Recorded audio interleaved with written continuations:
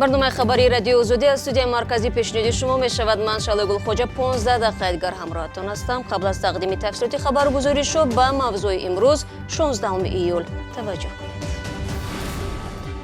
دادستانی کلی تاجیکستان فرضیه لطوکوبی محبوسان هلاک شده را ضمن انتقال از سوخت به دوشنبه قاطعانه رد کرد. марги 14 нафар маҳбус дар натиҷаи заҳролудшавӣ ба миён омадааст. айни ҳол муайян карда истоданд ки аз кадом намуди заҳр. дар Кӯлоб хабарнигори шинохтаи тоҷик Турко Дикаевро ба хок супориданд. ӯ 69 сол дошт ва даҳо журналисти ҷавонро тарбият кардааст.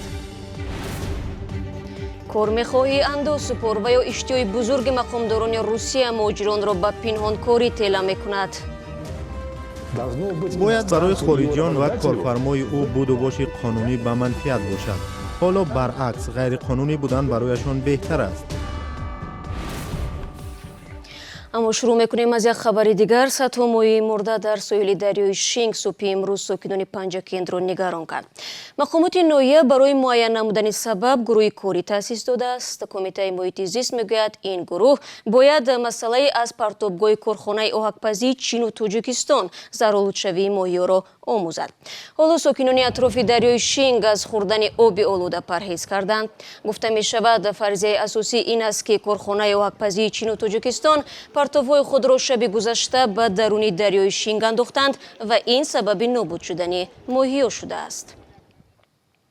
аммо масъулони корхонаи муштараки оҳакпазӣ ҳанӯз дар ин замина ибрози назар накарданд. рӯ меорем ба мавзӯи дигар. додистони кулли Тоҷикистон мегӯяд маҳбусони ба гуфтаи мухолифин сиёсии тоҷик аз зиндон озод нахоҳанд шуд. Юсуф Раҳмон имрӯз зимни нишасти хабарӣ ба суоли хабарнигори радиои Озодӣ дар бораи эҳтимоли бозбинии парвандаи Заид Саидов, Бузургмериёров ва Маҳмадалии Ҳаид ҷавоби рад дод. ӯ гуфт ин афрод ҷинояти махсусан вазнӣ содир карданд ва тибқи қонунгузорӣ бояд муҷозот шаванд.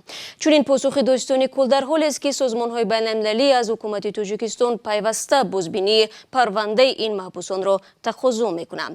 Зарангези Наврӯзшов ва Шодмониятӣ мегӯянд дар нишасти хабарӣ ҳамзамон заҳролудшавии гурӯҳи зиндониён дар 2 ҳафтаи пеш баҳс шуд.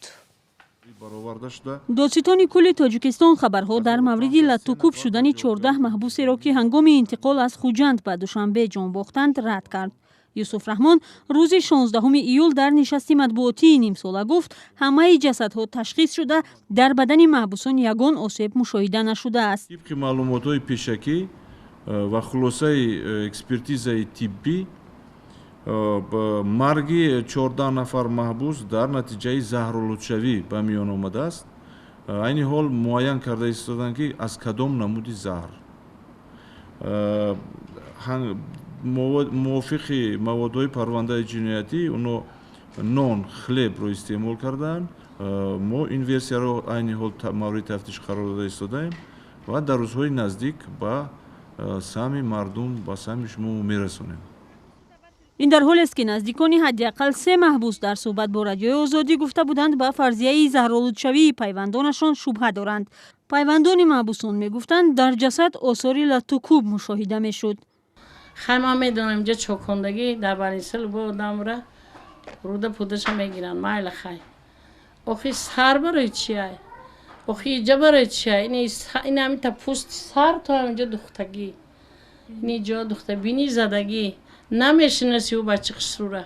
дар робита ба 2 маҳбусе ки ҳангоми интиқол заҳролуд шуда зинда монданд, додситони кул гуфт вазъи сиҳатии онҳо хуб аст. сарусадаҳоро дар робита ба ин ки маҳбусони заҳролудшуда гӯё баъди ошӯби зиндони Ваҳдат ба суғд интиқол ёфтанд, ӯ рад кард. инҳо дар шаҳри Ваҳдат маҳбасхонаи шаҳри Ваҳдат набуданд. масъалаи этап кардани онҳо аз вилояти суғд ба минтақаи Душанбе тибқи нақша ва тибқи дархостҳои муфаттишони воҳидҳои тафтишотии вазорати идораҳо буд. марги гурӯҳи 14 зиндонӣ дар таърихи 7 июл иттифоқ уфтод. ҳодисаи мазкур 2 моҳ баъди ошӯби пурқурбонии зиндони Ваҳдат ва 8 моҳ пас аз ошӯб дар зиндони шаҳри Хуҷанд рух дод. در این دو حادثه بیش از 50 نفر جان دادند. یوسف رحمان در نشست خبری روز سه‌شنبه گفت که تفتیش آشوب وعده در عرفه انجامیابی است و افزود نسبت یک گروه محبوسان این زندان هم پرونده باز شده است. امروز در شهر کӯлоб با ژورنالیست شناخته تاجیک турко Дикаев видоъ کردند. این خبرنگاری ورزیده در دهان نشریه فعالیت کرده است و 2 سال اخیر به عکاسی مشغول بود. همکسبان نقش турко Дикаев را در تشکل ژورنالیستیک در کӯлоб باریز می‌دانند. همکار ما در مراسم جنازه این روزنامه‌نگار شناخته شرکت داشت. турко Дикаев خبرنگار شناخته تاجیک شب 16 ایول در شهر کӯлоб درگذشت. او 2 روز از درد دل رنج میکشید و بستری بود. турко Дикаев 69 ساله بود. او انسانی خیلی مهربان بود و آماده کمک. در کӯлоб همه او را میشناسند. Кулябе, наверное, мало найдется людей, которые его не знают. От мала до самых там глубоких стариков. 2 سال آخر турко Дикаев خبرنگار مستقل بود. در یگان رسانه کارمند دائمی نبود. بیشتر موادهای تصویری تهیه میکرد. سال 2015 او ژورنالیستی سال اعلان شد. سهم турко Дикаев را در شکلگیری ژورنالیستیکای نو در منطقه کӯлоб برجسته می‌دانند. شاگردان او حالا در رسانه‌های داخلی و خارجی کار می‌کنند. جنازه турко Дикаев را در مسجد هلال احمر خواندند و او را در آرامگاه رقم 2 شهر کӯлоб دفن کردند. شما برنامه خبری رادیو زودی رو تماشا دارید. دیروز تصمیم زیارت مزار در افغانستان برای 10 نفر از جمله زنان و کودکان با فاجعه انجامید. حمله تروریستی مرگطلبانه در قندهار حیات چندین نفر آنها را از بین برد. هرچند تا به حال هیچ سازمان مسئولیت ترکیش را بر عهده نگرفته است، ولی مقامات افغان این عمل تروریستی را کار دست طالبان می‌دانند. آرزوی کریم با تفصیلات بیشتر.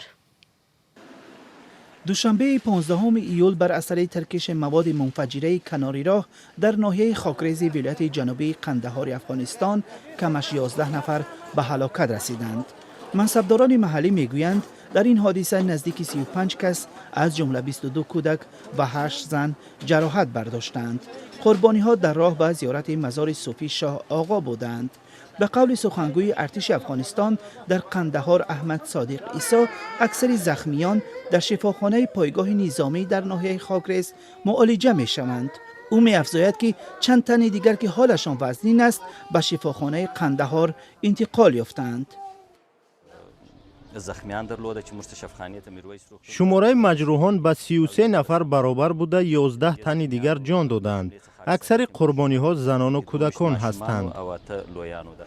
وکیل شورای محلی یوسف یونسی به خبرنگاران گفت که اکثر قربانی ها اعضای یک عائله می باشند. در پی ترکیش کسی مسئولیت آن را بر دوش نگرفت، ولی یونسی طالبان را مسئول این حمله می شمارد. او تایید می کند که طالبان بارها توسط بمبگذاری های کناری راه به کاروان های نیروهای امنیتی حمله کردند. بر پایه اطلاع سازمان ملل متحد بر اثر ترکش های شبیه انفجار روز دوشنبه در افغانستان در 3 ماه اول سال روان 53 نفر ملکی به هلاکت رسیده، 269 نفر دیگر زخم برداشتند. در مقایسه با سال گذشته این رقم 21% بیشتر بوده. سازمان ملل متحد بمبگذاری های مرگطلبانه را به این آمار شامل نکرده است. بینندگان عزیز، اگر شما میخواهید که در برنامه خبری سهم بگیرید، پس ما منتظر همکاریتان هستیم. خبر، عکس و یا نواری ثبت کرده تان را میتوانید طریق وایبر و واتساپ با رقم 420 724 056 681 در اختیار رادیوی آزادی گذارید. این رقم تنها برای قبول مواد است و یک اعلان دیگر هم داریم با آنهایی که دههای خود را دوست می‌دارند و می‌خواهند آن را به جهانیان نمایش بدهند. رادیوی آزادی آزمون راه اندازی و برای نوارهای بهترین 3 جایزه نیز مقرر کرده است. طلبات اساسی این است که نوار باید 1 دقیقه باشد و شما در آن درباره دهه خود معلومات بدهید. در برابر فرستادن نوار، نوشتن نام و نسب و رقم تلفنتان را نیز بینندگان عزیز فراموش نکنید. آزمون تا 1 سپتامبر امسال ادامه میکند. پیش تابید. وزارت کارهای داخلی روسیه پیشنهاد دارد که برای مهاجران اندازی نو جاری شود. این افغانی خارجیان را در مد نظر دارد که سند اجازه اقامت موقتی و یا اجازه موقت را دارند. مهاجران و حقوقشناسان میگویند در صورت تصدیق این پیشنهاد بود و باشی به این هم مشکل آنها در روسیه وزنی‌تر می شود. همکاران ما از نستایش وریمه در این باره گزارش آماده کردند که در تقدیم تایر سفر یک جای تماشا میکنیم. ظفر در روسیه با پتنت کار میکند، اما مثل دیگر مهاجران میخواهد حق اقامت موقتی یا خود RVP به دست بیارد.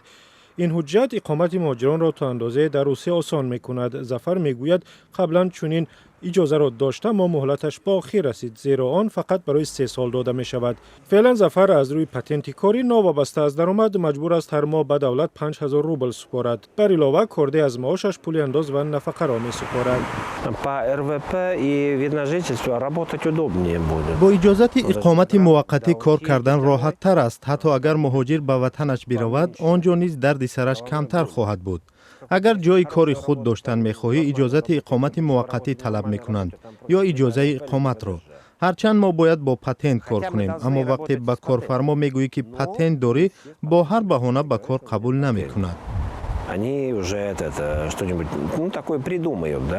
وزارت کارهای داخلی روسیه میگوید اکثر مهاجران در فکری داشتن یا صاحب حق اقامت هستند یا اجازه موقتی اقامت دارند. آنها این سند را برای آن میگیرند که هر ماه پول پتنت نسپارند و با جامعه روسیه همایش نیابند. نشریه روسی کامرسانت می نویسد از این رو وزارت کارهای داخلی می خواهد برای دارندگان چنین سندها اندازه علاوگی تعیین شود. اندازه علاوگی به مثل پرداخت هر ماهی مهاجرانی خواهد بود که پتنت دارند. در همین حال حامیان حقوق مهاجران این پیشنهاد را موفق ارزیابی نمی کنند. وزارت کارهای داخلی در توضیح تشبث خود میگوید صاحبان حق اقامت موقتی امکان استفاده از خدمات اجتماعی مثل کودکستان، تعلیمگاه‌ها و داشتن بیمه طبی را فراهم میکند. اما از چنین حقوق دارندگان پتنت نیز برخوردارند. طبق معلومات دریافتی این نوگانی به خارجیان دخل دارد که از جانب شخصان واقعی کیرا میشوند. اما این هم به عقیده حقوق شناسان اجرا شونده نیست، زیرا تجربه نشان می‌دهد شخصان واقعی هیچگاه کارمندانشان را رسما ثبت نام نمی‌کنند. حکومت برد می‌کند، زیرا می‌داند که مهاجر در کجا ثبت اقامت شده و به چه نوع فعالیت مشغول است. اما اگر این اقدام در نسبت دارندگان اجازت موقت اقامت عملی شود، آنگاه گرفتن این سند که گران است و به آسانی دست نمی‌دهد، برای مهاجران منفعت آور نخواهد بود و آنها غیر قانونی زندگی خواهند کرد. مقصد تشبث وزارت کارهای داخلی عملی کردن کنسپسیون دولتی برای سالهای 2019-2025 است. یکی از هدف‌های آن جلب درازمدت مهاجران به کشور است، اما به باور حقوق شناس این پیشنهاد نتیجه برعکس می‌دهد. برای جلب این گونه مهاجران باید برعکس بود و باش آنها آسان‌تر کرده شود. باید برای خارجیان و کارفرمای او بود و باش قانونی به منفعت باشد. حالا برعکس غیر قانونی بودن برایشان بهتر است. حکومت تهدید میکند که احتمالاً یگان تحریم را جاری خواهد کرد، اما در عین زمان برای هوسمندگردانی نه شهروندان خود و نه خارجیان کاری نمیکنند. با این همه هنوز معلوم نیست وزارت مهنت و وزارت اقتصادی روسیه به این پیشنهاد چی نظر دارند. پول کار کردن آسان نیست، ولی حفظ آن باز هم مشکل تر بوده است. با توجه به آنکه احوال بانک‌های تاجیکستان بسیاری ها را نگران کرده است، مردم کوشش میکنند پولهایشان را در زیر بالشت و داخل صندوق پنهان نمایند، طوری که در دوران شوروی معمول بود. اما به هر حال باز هم مشورت به شما بینندگان عزیز، پولهای خود را در خانه حفظ نکنید، زیرا کاربران ما ویدیویی را فرستادند که دیده می شود چگونه پولی را که برای روزی مبادا پنهان کردند لقمه موش شده است.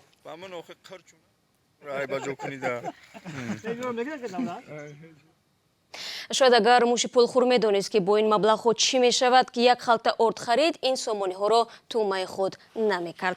و ساکن 80 ساله نویای انگار ازبکستان تختمیش سلطانوف حجت‌های خود را برای داخل شدن به دانشگاه پیشنهاد کرده است. در ازبکستان امسال قاعده نوی قبول شد که محدودیت سن و سالی را هنگام داخل شوی به دانشگاه ها بکار کرده به داوطلبان امکان می‌دهد حجت‌های خود را یک باره به 3 دانشگاه سپارند. بینندگان عزیز، این مطلب آخری برنامه امروز بود. گزارش‌های دیگر را می‌توانید در کانال ما در یوتیوب با نام آزادی ویدیو تماشا کنید. اخبار روز در وبسایت رادیو آزادی www.azadi.org گذاشته شده است. فراموش نکنید فردا نوید بامدادی تقدیمتان می‌شود. تا فردا، خدا نگهدار.